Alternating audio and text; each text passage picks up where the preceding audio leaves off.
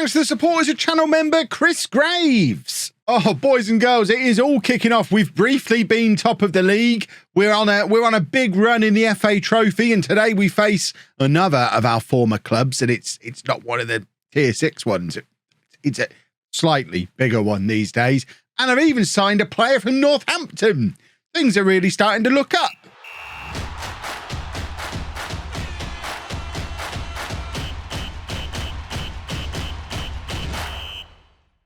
Hello and welcome to part 7 of Non-League to Legend. I'm Kevin. Coming up on today's episode, we face Southend. I would have to check the numbers.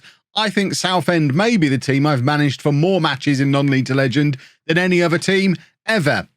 We did them twice in 2 of the early Non-League to Legends, back before they were a non-league team. Bless their cotton socks. But we faced them today in the, what round are we in of the FA Trophy? The 5th round. We're only a couple of steps away from Wembley here. We're not likely to get past them. They're 8th in the league above us, and we're very small. But we are in very good form again. As you can see, ignoring the Chester result, we are rolling. Dagenham and Redbridge, by the way, 12th in the National League, and we put 5 past them in the previous round. So it does make me think there is the possibility to dream that we could make our way past Southend. That good league form as well has led to us being very close to the top of the table. And as you can see, our match after Southend is against Fylde, the team who are top of the league. We could end this episode in the quarterfinals of the FA Trophy and top of the National League North. That would be super. I mentioned as well, there's been more transfer business going on. We've released a couple more of the non-contract players who were just in a grumpy because they weren't getting game time. I don't think I mentioned Josh McCammon had gone, but basically when these non-contract players come to me and moan they're not getting game time, I ain't messing around with them. They can just be released. If they don't want to be here, they don't need to be here. So Isaiah Baisley has gone. Olamide Durajai, who was playing centre-back for us earlier in the year, has moved on as well.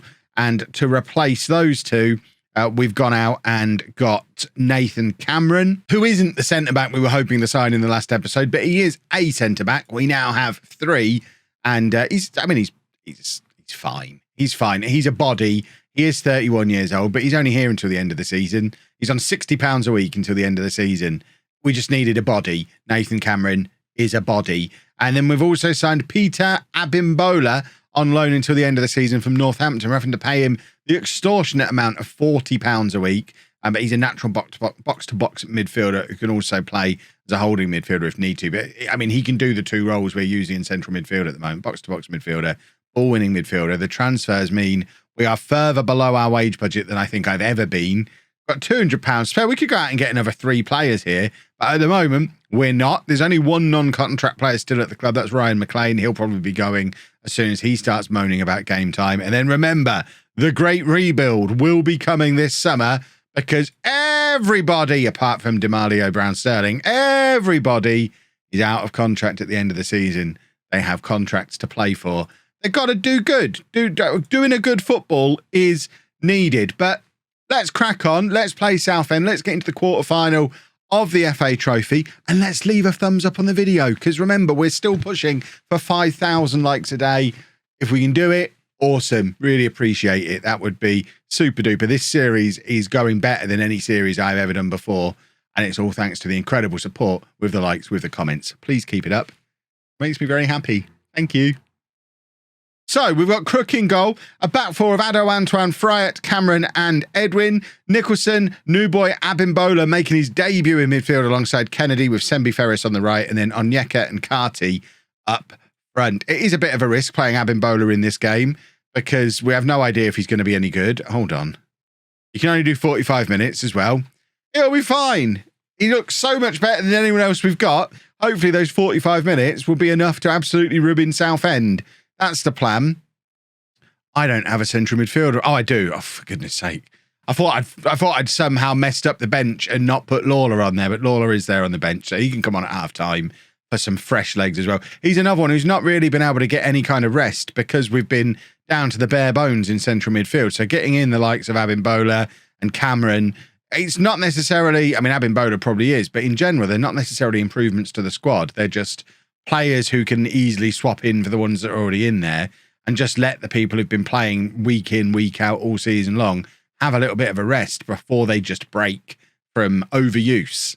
That's the plan anyway. We just got to keep this squad ticking over until the end of the season, whilst carefully making sure we don't sign anyone to longer contracts, because we don't want to mess up the great rebuild, which is coming in the summer.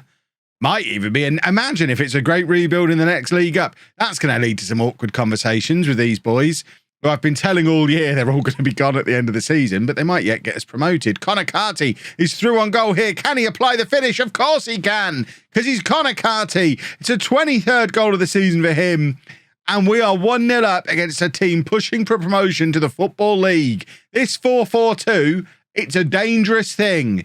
Oh, my word. That's a lovely ball forward from Ado Antoine as well. It's a little bit of a departure from our normal get it to the wingers and cross it. We've kind of cut out the middleman, and Ado Antoine has crossed it from inside his own half, and it's kind of cut him and ended up playing Carty through on goal, which is all we ever wanted, to get Carty one-on-one with goalkeepers, because he is absolutely lethal in those kind of situations. This is a big attendance for us as well. 882 people inside the B Arena. We are excited. Look how full we are. Pack the rafters. We are excited at the prospect of playing what I would consider traditionally a big club for teams at our level to play. It's the kind of club that if you are a Peterborough Sports fan, a long-standing Peterborough Sports fan, I imagine playing Southend in a legitimate football match is the kind of thing you've been dreaming of forever. It's Southend were in the Championship not too many years ago, and now they're playing against Peterborough Sports in the FA Trophy, and we might actually have a chance of beating them. We're in the lead. It's mad. Abimbola wins the ball back in midfield. That's good work from him, and there's a ball forward to Carty. A little bit ambitious, but Edwin's won it back and has a pop from range, and unfortunately, it goes just over. But we are looking lively. We have looked the better team here. We're obviously a team who are in form, and we are absolutely going for it. So I've just realised there's loads of National League North matches going on. If Fylde win, even if we beat them in the second match, we might not end up top of the league, which will be very sad.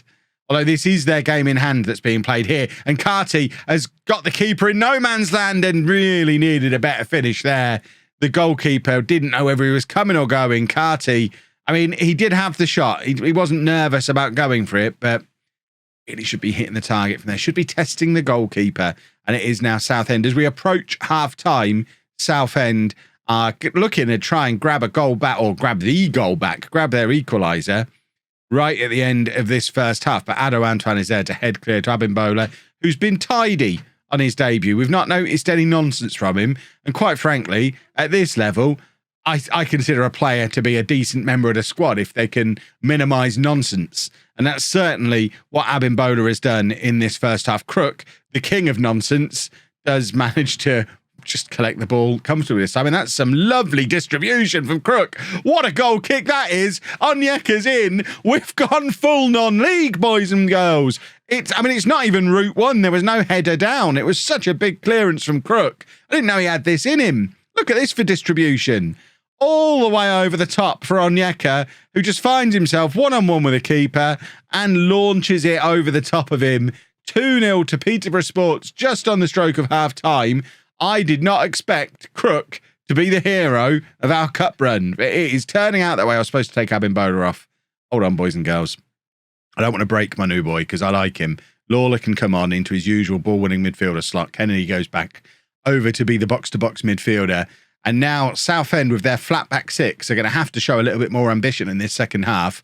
We're 2-0 up and playing well. And here is Lawler. Clever little free kick. Everyone expected him to hit it big. Slides it into Onyeka. Now he's going to hit it big. I mean, it's not quite the clever free kick I hoped we'd come up with, but Cameron is there.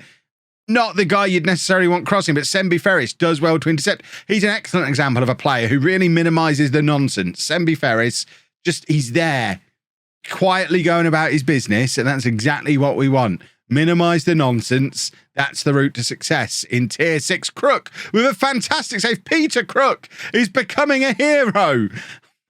It's the most unlikely rise to legendary status I've ever seen. I'd all but written this guy off, and he has been fantastic today.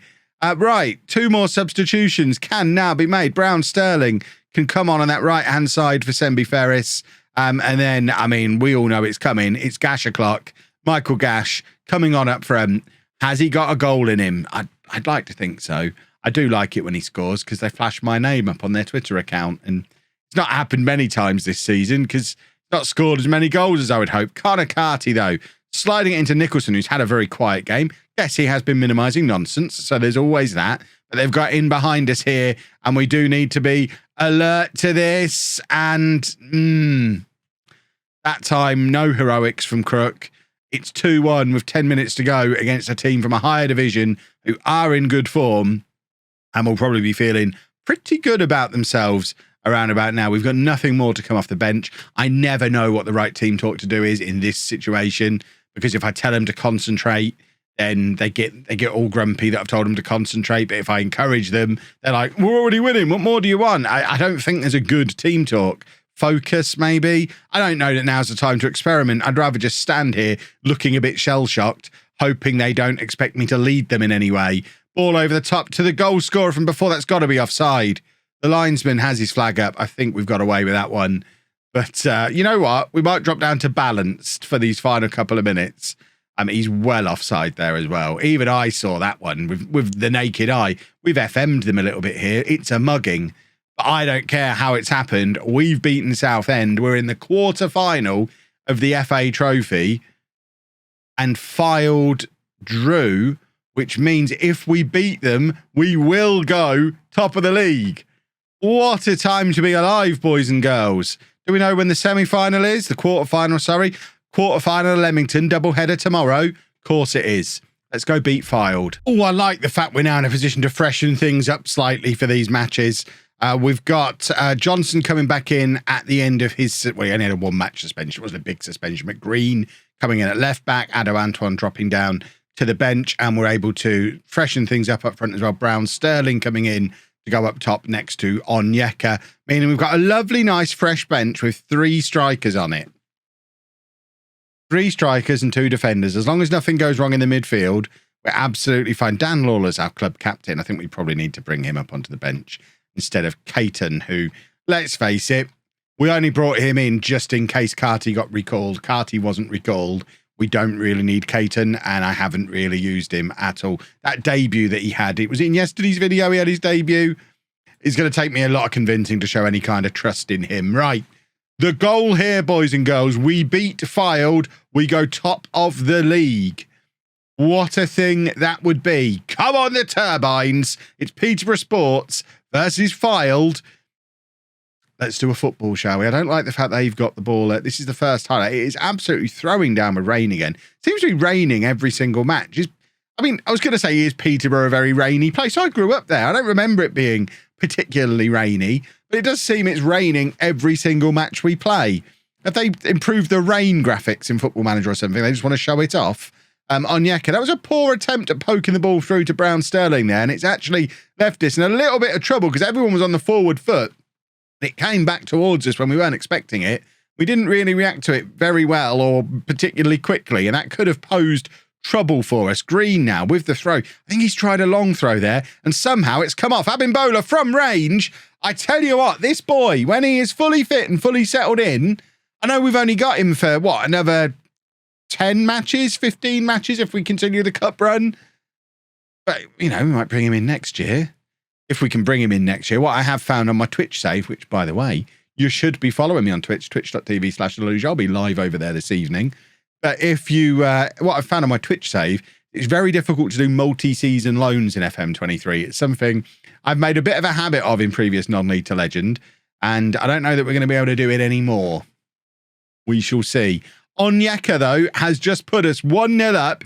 It is a huge goal, because if my Kev maths is correct, that goal puts us top of the National League North. Johnson with the initial header. The rebound falls to Onyeka. Let's check the league table. Come on, tick over. We're top of the league, boys and girls. Top of the league with 20 minutes to go in this match. What? I mean, we had a sad episode yesterday where nothing was going my way.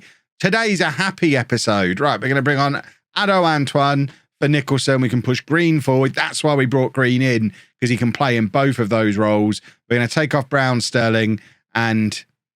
Oh, do we bring on Carty? We probably... I was thinking we could go for some Gash o'clock, but maybe on this occasion, we'll bring in the 23 goals top scorer instead, rather than just doing things for the meme against the best team in the league. It's still 1-0, 10 minutes to go. What have I done here? I've pressed a scary button that I don't like the look of. I don't think I changed anything.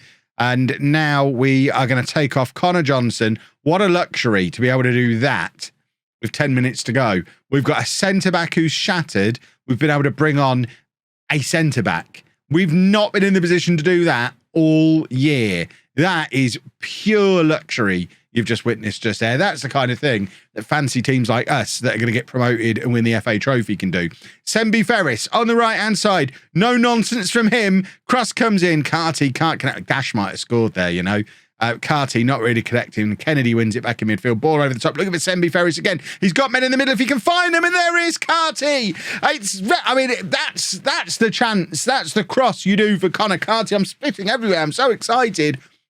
That low drilled cross, much more in Carty's wheelhouse. The first one was very much the kind of cross you do for Michael Gash, but this time Sembi Ferris with his cross selection tool picked the right one. It's low for Carty and he just gets there before the defender. It's 2-0. That should be that, although there's more shenanigans afoot as we've got a corner. It's going to be Green to do an in-swinger, aiming for that near post where Cameron is lurking. There's chaos in the penalty area again. Abimbola was in there. So many of my signings involved in the chaos. This is slowly but surely becoming a team built in my image. Green, this time, I was going to say far post. It's actually gone near post again. Green playing it all the way back to Edwin, and that should be, it's not that. We've got another corner. Green, this time he does go far post, looking for Ryan Fryatt, can't find him, but that's gone in from Carty. I don't know how. That's a header from the edge of the area. I think it's being disallowed, actually. I'm not quite sure what for, because he obviously couldn't be offside. I think it said at the bottom there was a foul in there somewhere. We didn't even get a replay. Don't really care. We've just won 2-0. We've gone top of the National League North. We're in the quarterfinals of the FA Trophy. This is all of a sudden going remarkably well. Look at that. We ended yesterday with a sad look at the XG table. Should we go and have a happy look at the XG table today? Yeah, we're supposed to be top, and guess what? We are top. It all evens itself out over the course of the season, clearly. We will be back tomorrow, of course. Boston United in the quarterfinal of the FA Trophy. That, boys and girls, is winnable because Boston are below us in this division. Boston United, and then I was going to say Leamington, but they've snuck a Spennymoor game in there. We'll see how the Boston game goes. It's only 4 league matches away. We might do Leamington anyway, just because we like playing Leamington. But I guess if we win the semi-final, we could even win the quarterfinal. Sorry, we could even do the semi-final. We shall see. We'll figure it out tomorrow. It'll be fine. If you've enjoyed that, please make sure you leave a nice big thumbs up on there for me. 5,000. I deliberately stuttered so I could remind you. 5,000 of them would be just. What's that? Is that? I don't know. Edit that out. Subscribe to the channel for daily Football Manager videos. And thank you very much for watching.